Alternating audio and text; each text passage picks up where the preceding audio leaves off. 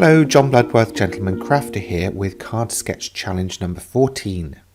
This is the card that I'm going to make just for you. Now here are the bits that I used. I've got some pigment ink, some gems, some dies, cardstock, and then paper stock, which is kind of card weight. So I made the actual card base from that pad. Now I've still got a layer to chop down, so I went ahead and did that. And of course, perfect opportunity to remind you that you can download the card layout with a photograph of this card and all of the dimensions I used to cut and create this card, so that you don't have to have a mojo free day. Now when I cut this, I liked the vertical zigzags, however, I chose to change it just to see what the difference would be. So I cut myself another piece. Did I tell you where to download that from? I probably didn't. I've forgotten already. It is my website, gentlemancrafter.com. There will be a link below the video in the description on YouTube, so please feel free to use that. There are obviously the other 13 from this series, 2022, but I've got another 100 from last year as well. So if you're ever stuck for inspiration, do pop over. Now what I was showing you there was actually my cutting plates are the same thickness, so when one gets totally knackered, for a better word, I just swap them over and then I've got a fresh clean cutting plate. I'm just die cutting obviously all of the elements from different bits of cardstock, and I decided to chop that bit out because it's basically just doing the same thing. Until the point where I've got 3 different colours of the sentiment. Now fine point tweezers and my fine point bookbinding glue to action to stick these layers on top of each other. I really should have been wearing my glasses at this point, but I thought, do you know what? You're 50 next year, so let's just try and get the most use out of the existing eyes that you've got.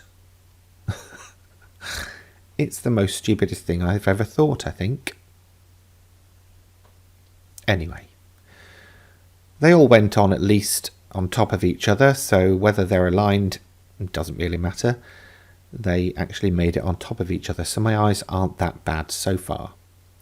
I'm using foam pads to layer up the circular die cut, and obviously you saw me inking it there as well. I'm going to ink the edges of the main panel too, just to really tie those two together and separate them from the background, which is already very busy. Bookbinding glue as ever to stick my layers down. Don't know what I ever did without that stuff. And then I don't know what anybody else does with their peel-offs from the back of the foam pads. I don't think in 20 years I've found any other answer than shaker cards for the really small bits, but I don't know. I'm sure somebody must have found a use somewhere. I wonder if they're a waxed paper. Interesting. Anyway, back to the card. I had a bit of something on that circle, so I just used an eraser to get it off. And then the gridded ruler to help me mark some out, to mark